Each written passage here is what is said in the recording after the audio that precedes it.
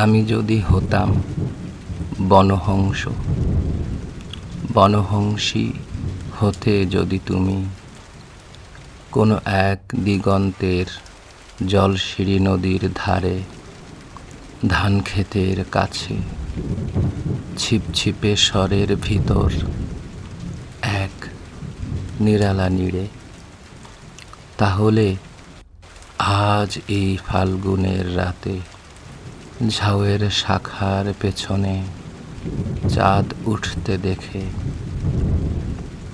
আমরা নিম্নভূমির জলের গন্ধ ছেড়ে আকাশের রূপালী শস্যের ভেতর গা ভাসিয়ে দিতাম।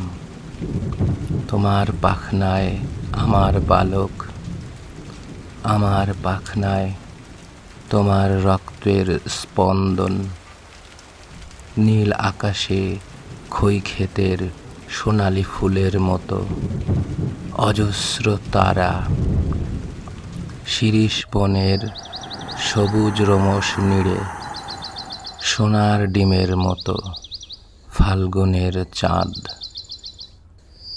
হয়তো গুলির শব্দ, আমাদের তীর্যগতিস্রোত, আমাদের পাখায় পিস্টনের উল্লাস, আমাদের কণ্ঠে উত্তর হাওয়ার গান।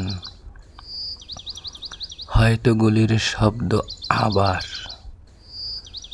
আমাদের স্তব্ধতা, আমাদের শান্তি।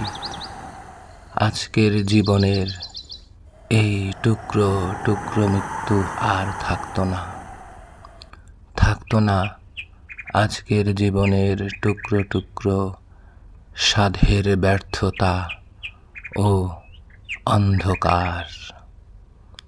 আমি যদি বনহংস হতাম, বনহংসী হতে যদি তুমি কোনো এক দিগন্তের জলশিরি নদীর ধারে